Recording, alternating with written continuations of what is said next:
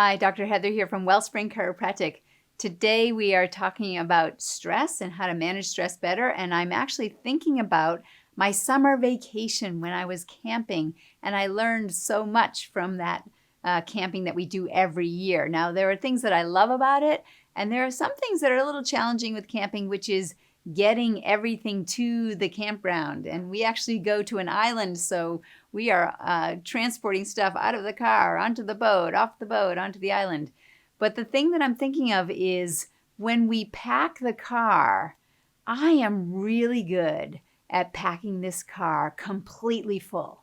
And what I know is I have to get the big things in first, and then I get the smaller things that can fit into all the little crevices and the nooks and crannies. And that's how we can jam-pack that car so we have this tremendous camping vacation with everything that we need. But when I think of this idea of packing that car, I realize that I'm really good at it because I figured out that I always have to make sure I put the big things in first. If I put the little things in first, then there's no room for the big things. And that reminds me of a story I heard long ago that I think is so useful when we are thinking of things that stress us. And many times it's that we don't have enough time to do the things that we need to do.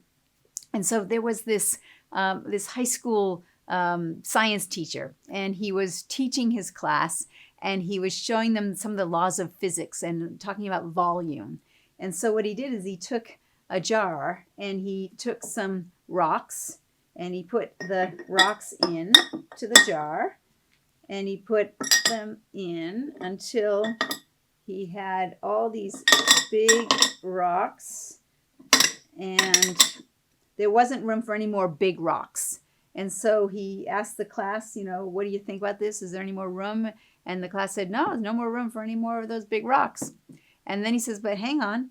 And he got some smaller rocks, and he put the smaller rocks in, and they kind of filled in the spaces. And he put more rocks, and they just kept filtering in. So he actually could put quite a few until no more rocks could fit in there. And he says, is this filled up now? And they said, yeah, it looks pretty full. And then he pulled out a bowl of sand, and he poured the sand in. And don't you know, he could actually fit quite a bit of sand because it just filtered all the way through in all the nooks and the crannies. And then he asked the question, is it filled now? And they said, yeah, it looks pretty filled. And then he brought out a pitcher of water, and he poured the water into the jar. And don't you know, he actually could put quite a bit of water in as well, filling up all those little spaces until it was all filled up.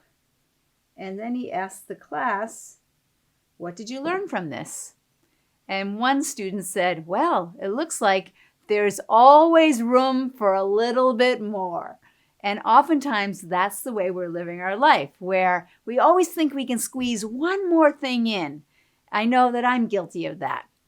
But the science teacher said that he wanted to offer a different perspective. And the different perspective was, what if he had done it in the reverse order?